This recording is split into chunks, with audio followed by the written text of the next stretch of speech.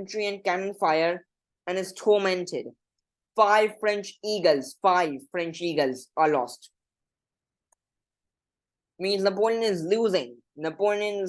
This might be his first, this might be his biggest defeat ever.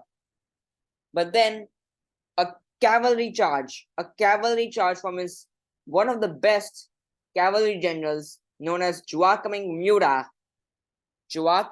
Murat comes in and destroys the Russians. I'll show you the cavalry charge. It's still known in history. Look at this cavalry charge. This cavalry charge led by General Murat. It's getting a lot of casualties, but at least it's giving the French people, the French command, a win. Yes. So they, charge at the Russians. And what do the Russians decide? Okay, let's retreat. We can't face Napoleon. We're tormented by the winter. We're tormented by winter. These cavalrymen are chasing us. We need to retreat.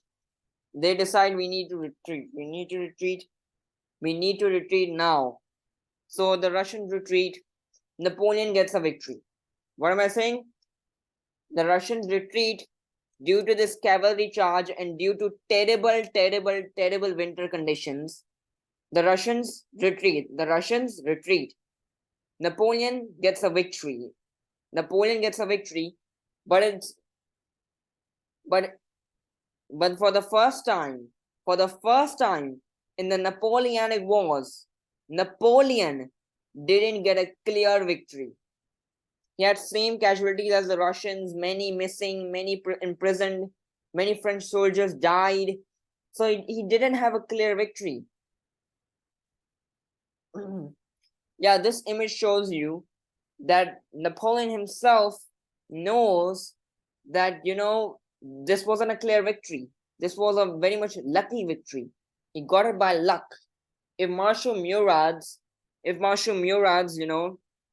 cavalry charge didn't succeed, we would have lost. So it's not a clear victory. It's actually a loss. So Napoleon acknowledges that he has made a mistake, acknowledges that he sees the mistakes, he sees that not got a clear victory, and then due to freezing winter conditions, both armies go to rest. Both armies are like, okay, we can't take any more winter. Please, can we just retreat? Please.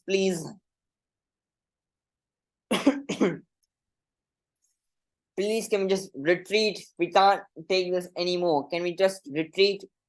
So due to the terrible winter conditions, both armies make winter headquarters. Make what? They make winter headquarters. The winter headquarters is a headquarters you put in for freezing winter condition. For what? Freezing winter conditions. Then the next action takes place in May. In where? In May. It takes in May here. This map doesn't show you, but here. Around here. Yeah. No, I think, where is Danzig? Ah, this. Oh my god. How did I forget Danzig? Yeah, here about. Here, the siege of Danzig happened and the French have completed the siege. They've completed the siege. They win. They had a battle of Augsburg with the Russians in May. When did Eylau happen? When did the battle of Eylau happen? February. Now they're fighting in May, March, April. 2 months. 2 months they went in headquarters. 2 months. 2 months they spent in winter headquarters. Now they're fighting. They did the siege of Danzig and battle of Augsburg, which both are Napoleon victories. Now, due to all of this, wait a minute.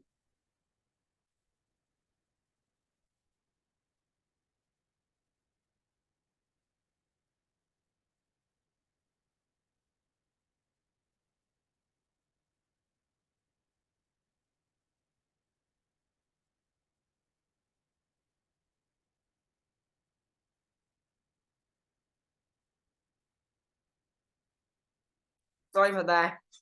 Okay. So then the Russians retreat northeast, northeast. They keep retreating, and then now hear what I'm saying. Now this is the detail. One of Napoleon's Marshal Lannes, one of Napoleon's marshals, Marshal Lannes, was going also northeast, and he saw the Russian army literally coming to him. One single corps of about 20,000 troops is facing about 100,000 Russians. How much? 100,000, okay, not 100,000, 60,000 Russians. So Lannes says, Lannes says to one of his men that quickly go and inform Napoleon that we're facing the big Russian army. Inform him quickly, because if we don't inform him quickly, this Russian army will destroy us. Marshal Lannes tells one of the people that go out there and inform Napoleon we're facing the big Russian army. The Russian army. Now I'll tell you,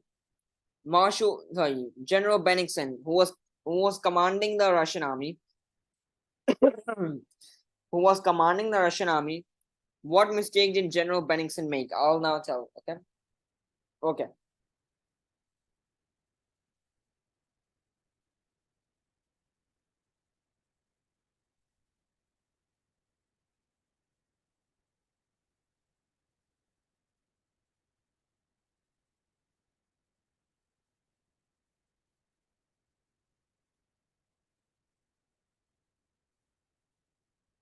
Give me a minute. I have to get the right map.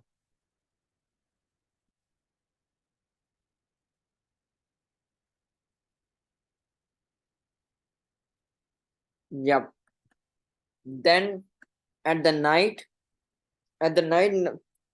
Marshal Mortier and Marshal who else? Marshal Ney arrives, and at the night, big man Napoleon also arrives.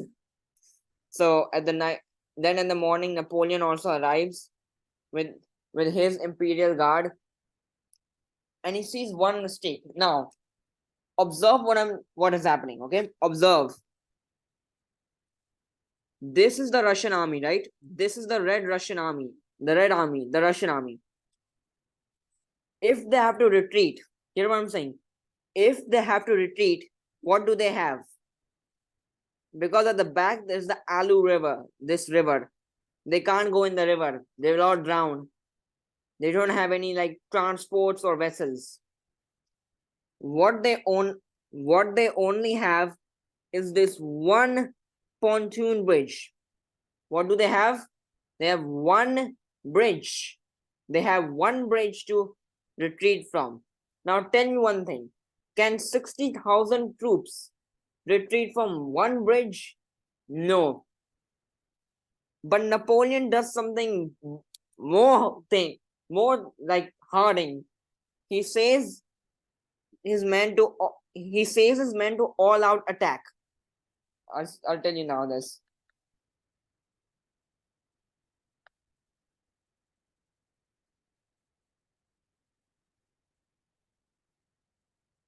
Yeah.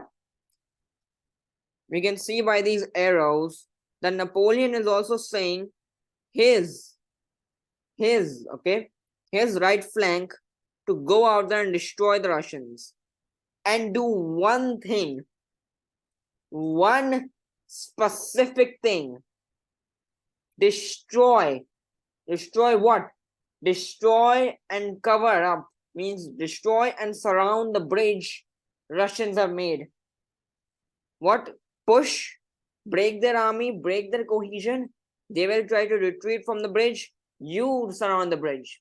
You destroy the bridge so that they have to go to the river, and most of them will just drown then. So see, what is the strategy of Napoleon? Charge. Step 1, charge. Number 2, step 2, break their cohesion. What? Step 2, break their cohesion. Step 3, shoot the bridge, destroy the bridge. 4, surround the bridge. 5, They will try to escape from the rivers.